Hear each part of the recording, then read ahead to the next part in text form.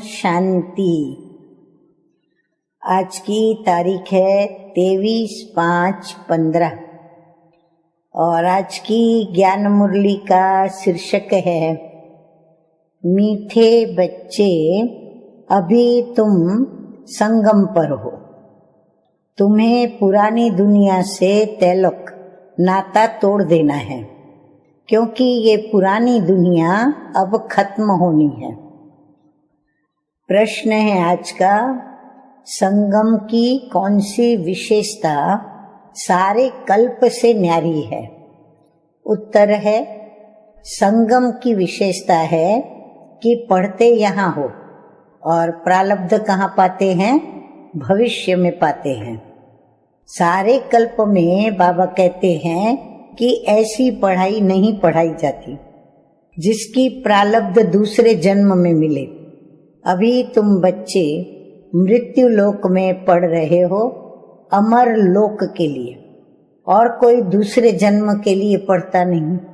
हाँ, जो भी पढ़ाई करते हैं वो ये समझ के, ये सोच के या इस उद्देश्य से नहीं करते हैं कि हम यहाँ पढ़े और उसका पद हमें भविष्य दूसरे जन्म में मिले। जो कोई भी पढ़ते हैं वो इस जन्म के लिए ही पढ़ते हैं। गीत बजा है, दूर देश का रहने वाला आया देश पर आए। मुरली की शुरुआत ओम शांति। अब ये दूर देश का रहने वाला कौन है, ये तो कोई भी जानते नहीं। क्या उनको अपना देश नहीं है जो पराये देश में आए हैं? हाँ, बाबा कहते हैं कि वो दूर देश का रहने वाला, क्या उसको अपना देश नहीं है जो यहाँ पराये देश में आए हैं? वो अपने देश में नहीं आते हैं।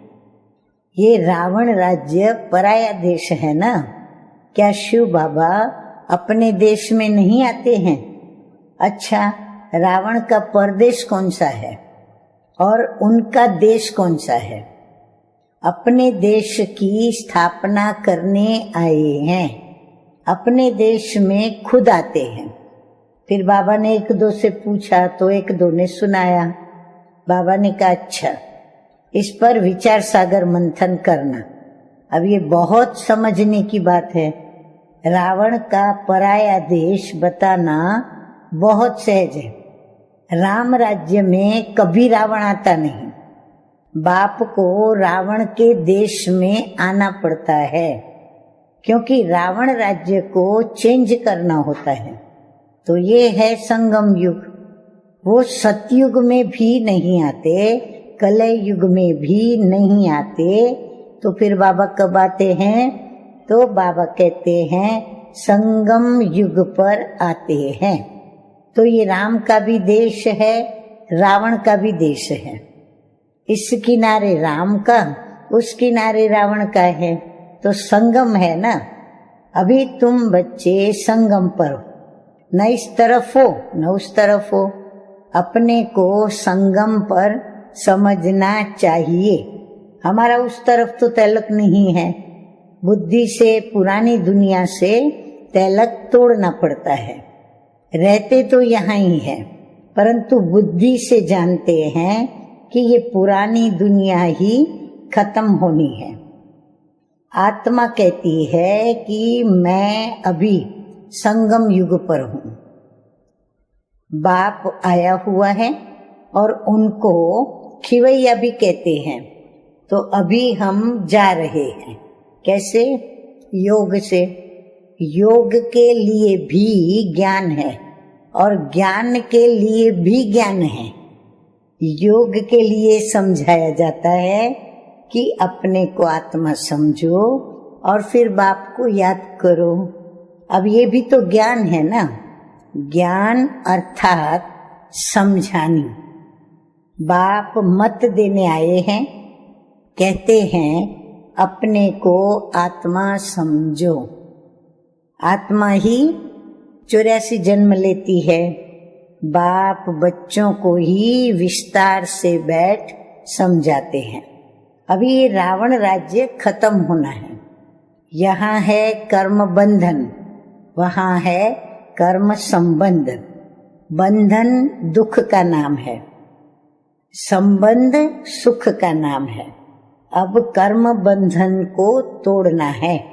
बुद्धि में है कि हम इस समय ब्राह्मण संबंध में हैं, फिर दैवी संबंध में जाएंगे। ब्राह्मण संबंध का कितने जन्म है? ब्राह्मण संबंध के बाबा कहते हैं ये एक ही जन्म है, फिर 8 जन्म और 12 जन्म दैवी संबंध में होंगे, और अभी है ईश्वरीय संबंध का एकमात्र जन्म। ये ज्ञान बुद्धि में है, इसलिए कलयुगी छीछी कर्म बंधन से जैसे कि ग्लानि करते हैं, इस दुनिया के कर्म बंधन में रहना है नहीं ना। तो बाबा भी कहते हैं कि इस दुनिया के कर्म बंधन में अभी रहना नहीं है। बुद्धि मिलती है, हाँ? तो बुद्धि से क्या समझा कि ये सब है आसुरी कर्म बंधन। तो मीठे मीठे बाप दादा आज हमको संगम युग की विशेषताओं को लेकर के संगम युग के विषय में बताते जा रहे हैं। तो बाबा कहते हैं कि हम भी एक गुप्त यात्रा पर हैं, संगम युग पर। ये बाप ने यात्रा सिखलाई है। फिर इस कर्म बंधन से न्यारे हो हम कर्मातीत हो जाएंगे।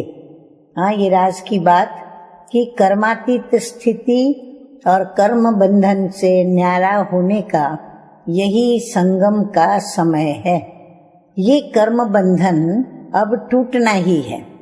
जो भी कर्मों के बंधन द्वापर युग से लेकर अभी तक बांधे गए, बाबा कहते हैं ये संगम युग कर्म बंधन को टूटने का युग है।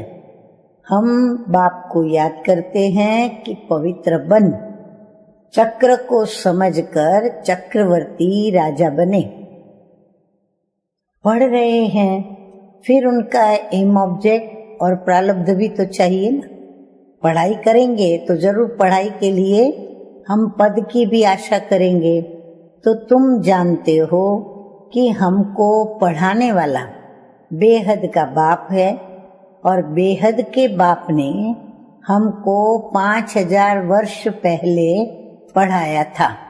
हाँ, बाबा याद भी दिलाते हैं कि मैंने कब आकर के तुम बच्चों को पढ़ाया था, और अभी मैं फिर से कैसे आकर तुम बच्चों को पढ़ा रहा हूँ। तो ये ड्रामा है ना। जिनको कल्प पहले पढ़ाया था उनको ही पढ़ाएंगे। आते रहेंगे, वृद्धि को पाते रहेंगे। कौन आते रहेंगे? बाबा के बच्चे आते रहेंगे और वृद्धि को पाते रहेंगे। अब सब तो सतयुग में नहीं आएंगे, बाकी सब जाएंगे वापस घर। बाबा कहते कलयुग के अंत तक तो करोड़ों आत्माएं हैं। अब ये सब आत्माएं तो सतयुग में नहीं आएंगी। सतयुग में तो बहुत थोड़ी जनसंख्या है। तो ये इतनी सारी जनसंख्या क्या करेगी और कहाँ जाएगी? तो बाबा कहते हैं उनके अपने विनाश के पश्चात वो सब वापस जाएंगी अपने घर में। अब इस पार है नर्क और उस पार है स्वर्ग। हाँ, बाबा को संगम समझाने में बड़ा मजा आ रहा है कि इस पार है नर्क, उस पार है स्वर्ग। उस पढ़ाई में तो समझते हैं कि हम यहाँ पढ़ते हैं, फिर प्रारब्ध भी यहाँ पाएंगे। यहाँ हम पढ़ते हैं संगम युग पर, प्रारब्ध हमको मिलेगी नई दुनिया में। अब ये है नई बात। दुनिया में ऐसे कोई नहीं कहेंगे कि तुमको इसकी प्रारब्ध दूसरे जन्म में मिलेगी। कोई भी स्कूल या कॉलेज के अंदर या यूनिवर्सिटी में ये नहीं कहेंगे कि यहाँ पढ़ रहे हो और आपको इसका पद जो है या प्राप्ति जो है वो आपको दूसरे जन्म में मिलेगी। लेकिन बाबा कहते हैं कि तुम पढ़ते यहाँ हो और उसकी प्रारब्ध दूसरे जन्म में मिलेगी। इस जन्म में अगले जन्मों की प्रारब्ध पाना ये सिर्फ संगम युग पर ही होता है। बाप भी आते ही हैं संगम युग पर। तुम पढ़ते हो क्या बनने के लिए? तो बाबा कहते हैं पुरुषोत्तम बनने के लिए पढ़ते हो। एक ही बार भगवान ज्ञान सागर स्वयं आकर पढ़ाते हैं नई दुनिया अमरपुरी के लिए।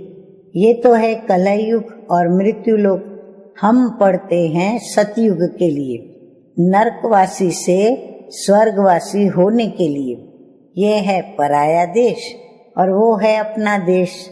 उस अपने देश में बाप को आने की दरकार ही नहीं है। वह देश बच्चों के लिए है। कौन सा?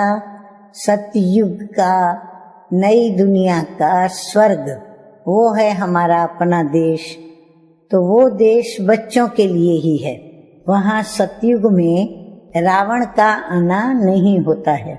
रावण गुम हो जाता है, फिर वो आएगा द्वापर युग में। तो बाप भी गुम हो जाते हैं। सतयुग में कोई भी उनको जानते नहीं, तो याद भी क्या करेंगे। सुख की प्रारब्ध पूरी होती है तो फिर रावण राज्य शुरू होता है। इनको पराया देश कहा जाता है। अभी तुम समझते हो हम संगम युग पर हैं। हमको रास्ता दिखलाने वाले स्वयं बाप मिले हैं। बाकी सब धक्के खाते रहते हैं। जो बहुत थके हुए होंगे, जिन्होंने कल्प पहले रास्ता लिया होगा, वही आते रहेंगे। तुम पंडे सबको रास्ता बताते हो। ये रूहानी यात्रा का रास्ता है, सीधा चले जाएंगे सुखधाम। तुम पंडे पांडव संप्रदाय हो। पांडव राज्य नहीं कहेंगे, क्योंकि राज्य न पांडवों को न कौरवों को है। दोनों को ताज नहीं है। भक्ति मार्ग में दोनों को ताज दे दिया है। अगर देंगे भी तो कौरवों को लाइट का ताज नहीं देंगे, पांडवों को भी लाइट का ताज देंगे। क्या विचार है सभी का? नहीं, बाबा कहते हैं पांडवों को भी लाइट नहीं दे सकते, क्योंकि पुरुषार्थी हैं, चलते चलते गिर पड़ते हैं। तब फिर ये किसको दें? बाबा कहते फिर मैं ये लाइट का ताज किसको दूं? तो बाबा कहते हैं इसीलिए ये सब निशानियां विष्णु को दे दिए। हाँ, फिर विष्णु को दिया है, क्योंकि वह पवित्र है। सतयुग में सब संपूर्ण निर्विकारी होते हैं। पवित्रता की लाइट का ताज है। इस समय तो कोई पवित्र नहीं है। सन्यासी लोग कहलाते हैं कि हम पवित्र हैं, परंतु दुनिया तो पवित्र नहीं है ना। जन्म फिर भी विकारी दुनिया में लेते हैं। ये है रावण की पतितपुरी। पावन राज्य सतयुग नई दुनिया को कहा जाता है। अब तुम बच्चों को बाप बागबान खुद कांटों से फूल बनाते हैं। वो पतित पावन भी है, खिवैया भी है, बागबान भी है। बागबान आए हैं कांटों के जंगल में। तुम्हारा कमांडर तो एक ही है, यादवों का कमांडर चीफ शंकर को कहें। हाँ, बाबा का आज बहुत विचार सागर मंथन चल रहा है। बाबा को कई प्रश्न उठे हैं, तो बाबा कहते हैं कि यादवों का कमांडर चीफ शंकर को कहें। अब बाबा कहते हैं कि शंकर वो कोई विनाश कराते नहीं हैं। जब समय होता है तो आप ही लड़ाई लगती है। कहते हैं शंकर की प्रेरणा से मूसल आदि बनते हैं। अब ये सब कहानियां बैठ बनाई हैं। पुरानी दुनिया खत्म तो जरूर होनी है। मकान पुराना होता है तो गिर पड़ता है, मनुष्य मर जाते हैं। ये भी पुरानी दुनिया खत्म होनी है। ये सब दब करके मर जाएंगे। कोई डूब मरेंगे, कोई शॉक में मरेंगे। बॉम्ब शादी की जहरीली वायु भी मार डालेगी। देखो बाबा ने कितना विनाश का वर्णन किया है। जो वर्तमान में प्रैक्टिकल सब हो भी रहा है। बच्चों को बुद्धि में है कि अभी विनाश होना ही है, हम उस पार जा रहे हैं। कलह युग पूरा हो, सतयुग की स्थापना जरूर होनी है, फिर आधा कल्प लड़ाई होती ही नहीं। अभी बाप आए हैं पुरुषार्थ कराने, तो बाबा कहते हैं ये लास्ट चांस है। हाँ, स्वयं भगवान कहते हैं कि ये तुम बच्चों को पुरुषार्थ करने का लास्ट चांस है। देरी की तो फिर अचानक ही मर जाएंगे। मौत सामने खड़ा है, अचानक बैठे बैठे मनुष्य मर जाते हैं। मरने के पहले बाबा कहते हैं कि याद की यात्रा करो। अभी तुम बच्चों को घर जाना है, इसलिए बाप कहते हैं कि बच्चे घर को याद करो। इससे अंतमति सोगति हो जाएगी, घर चले जाएंगे। परंतु सिर्फ घर को याद करेंगे तो पाप विनाश नहीं होंगे। बाबा कहते फिर उसमें करेक्शन और करो अपनी, कि सिर्फ घर को याद नहीं करना है, बाप को याद करेंगे तो पाप विनाश हो और तुम अपने घर चले जाएंगे। इसलिए बाप को याद करते रहो और फिर अपना चार्ट रखो तो मालूम पड़ेगा कि सारे दिन में हमने क्या किया। 5-6 वर्ष की आयु से लेकर अपनी लाइफ में क्या क्या किया वह भी याद रहता है। बाबा कहते हैं 5-6 वर्ष की आयु से लेकर हर मनुष्य को मेजॉरिटी अपना सब लाइफ में क्या क्या किया वो याद रहता है। ऐसे भी नहीं कि सारा टाइम लिखना पड़ता है, ध्यान में रहता है।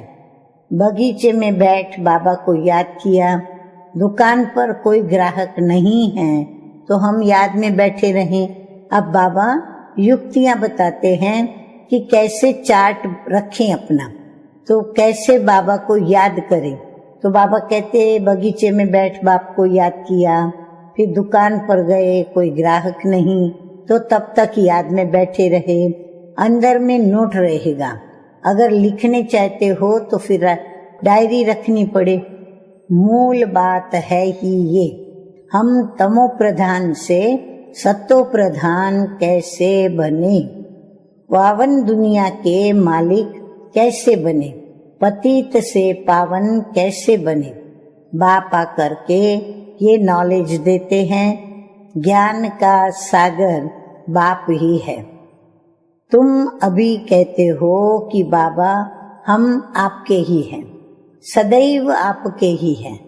हाँ, हम बच्चे भी बाबा को यही कहते हैं कि बाबा मैं तेरी हूँ, सदा के लिए तेरी हूँ या सदा के लिए मैं तेरा हूँ। सिर्फ भूल कर देह अभिमानी हो गए हैं। अभी आपने बताया है तो हम फिर से देही अभिमानी बनते हैं। सतयुग में हम देही अभिमानी थे, खुशी से एक शरीर छोड़ दूसरा लेते थे। तो तुम बच्चों को ये सब धारणा कर फिर समझाने लायक बनना है तो बहुतों का कल्याण होगा। अब बाबा जानते हैं कि ड्रामा अनुसार नंबरवार पुरुषार्थ अनुसार सभी सर्विसेबल बन रहे हैं। अच्छा, किसको झाड़ आदि तुम नहीं समझा सकते हो, परंतु ये तो सहज है ना। किसको भी बोलो कि तुम अपने को आत्मा समझ बाप को याद करो, अब ये तो बिल्कुल सहज है। चलो झाड़ पर नहीं समझा सकते, पर बाबा कहते हैं बाबा के लिए तो बोल ही सकते हो कि तुम अपने को आत्मा समझो और फिर आत्मा के पिता को याद करो। अब ये तो बिल्कुल सहज है। ये बाप ही कहते हैं मुझे याद करो तो विकर्म विनाश होंगे। और कोई भी मनुष्य ये न कह सके सिवाय तुम संगम युगी ब्राह्मणों के, और कोई न आत्मा को न परमात्मा बाप को जानते हैं। हाँ, वो कह कैसे सकेंगे जबकि वो आत्मा और परमात्मा को जानते ही नहीं। बस ऐसे ही सिर्फ कह देंगे तो किसको तीर तो लगेगा नहीं। अब भगवान का रूप भी जानना पड़े। ये सब नाटक के एक्टर्स हैं। हर एक आत्मा शरीर के साथ एक्ट करती है। एक शरीर छोड़ दूसरा लेकर पार्ट बजाती है। वह एक्टर्स कपड़े बदली कर भिन्न भिन्न पार्ट बजाते हैं। तुम फिर शरीर बदलते हो। वो कोई मेल व फीमेल की ड्रेस पहनेंगे तो भी अल्पकाल के लिए। यहाँ मेल का चोला लिया तो सारी आयु मेल ही रहेंगे। वो हद के ड्रामा और ये है बेहद का ड्रामा। तो पहली मुख्य बात है, बाप कहते हैं मुझे याद करो। योग अक्षर भी काम में नहीं लाओ, क्योंकि योग तो अनेक प्रकार के सीखते हैं, वो सब है भक्ति मार्ग के। अब बाप कहते हैं मुझे याद करो और घर को याद करो तो तुम घर चले जाएंगे। शिव बाबा इनमें आकर शिक्षा देते हैं। बाप को याद करते करते तुम पावन बन जाएंगे, फिर पवित्र आत्मा उड़ेगी। जितना जितना याद किया होगा सर्विस की, उतना वो ऊंच पद पाएंगे। याद में ही बाबा कहते हैं बहुत विघ्न पड़ते हैं। पावन नहीं बनेंगे तो फिर धर्मराजपुरी में सजाएं खानी पड़ेंगी, इज्जत भी जाएंगी और पद भी भ्रष्ट होगा। पिछाड़ी में सब साक्षात्कार होंगे परंतु कुछ कर नहीं सकेंगे। साक्षात्कार कराएंगे कि तुमको इतना समझाया फिर भी तुमने याद नहीं किया, तुम्हारे पाप रह गए, अब खाओ सजा। उस समय पढ़ाई का टाइम नहीं रहता है। अफसोस करेंगे कि हमने ये क्या किया, नाहक टाइम गंवाया। बाबा कहते हैं कुछ हो थोड़ा ही सकेगा, नापास हुए फिर पढ़ने की बात नहीं। उस पढ़ाई में तो नापास होकर फिर पढ़ते हैं। अब यहाँ तो पढ़ाई ही पूरी हो जाएगी। अंत समय में पश्चाताप न करना पड़े, उसके लिए बाबा राय देते हैं कि बच्चे अच्छी रीति पढ़ लो। झरमुई झंगमुई में अपना टाइम वेस्ट मत करो, नहीं तो बहुत पछताना पड़ेगा। माया बहुत उल्टे काम करा देती है। चोरी कभी नहीं की होगी वो भी कराएगी। फिर पीछे सिमरती आएगी कि हमको तो माया ने धोखा दे दिया। पहले दिल में ख्याल आता है कि मैं फलानी चीज उठाऊं। अब बुद्धि तो मिली है कि ये राइट है व रॉन्ग है। ये चीज उठाऊं तो रॉन्ग होगा, नहीं उठाएंगे तो राइट होगा। अब क्या करना है? पवित्र रहना तो अच्छा है ना। संग में आकर लूज नहीं हो जाना चाहिए। हम भाई बहने हैं, फिर नाम रूप में क्यों फंसे? देह अभिमान में नहीं आना है। परंतु माया बड़ी जबरदस्त है। माया रॉन्ग काम कराने के संकल्प लाती है। बाप कहते हैं तुमको रॉन्ग काम करना नहीं है। लड़ाई चलती है, फिर गिर पड़ते हैं, फिर राइट बुद्धि आती ही नहीं कि हमको राइट काम करना है। अंधों की लाठी बनना है और अच्छे से अच्छा काम है ये। शरीर निर्वाह के लिए समय तो है, रात को नींद भी करनी है। आत्मा थक जाती है तो फिर सो जाती है, शरीर भी सो जाता है। तो शरीर निर्वाह के लिए, आराम करने के लिए टाइम तो है। बाकी समय बाबा कहते हैं मेरी सेवा में लग जाओ, यानी सर्विस में लग जाओ। याद का चार्ट रखो। लिखते भी हैं, फिर चलते चलते फेल हो जाते हैं। बाप को याद नहीं करते, सर्विस नहीं करते तो रॉन्ग काम होते रहते हैं। अच्छा, मीठे मीठे सिकिलधे बच्चों प्रति मात पिता बाप दादा का याद प्यार और गुड मॉर्निंग रूहानी बाप की रूहानी बच्चों को नमस्ते। हम रूहानी बच्चों की रूहानी बाप दादा को याद प्यार, गुड मॉर्निंग और नमस्ते नमस्ते। धारणा के लिए मुख्य सार की 2 बातें। नंबर 1 है, जरमुई जंगमुई में अपना टाइम वेस्ट नहीं करना है। माया कोई भी उल्टा काम न कराए, ये ध्यान रखना है। संग दोष में आकर कभी लूज नहीं होना है, अर्थात अपना पुरुषार्थ ढीला नहीं करना है। देह अभिमान में आकर किसी के भी नाम रूप में नहीं फंसना है। नंबर 2 है, घर की याद के साथ साथ बाप को भी याद करना है। याद के चार्ट की डायरी बनानी है।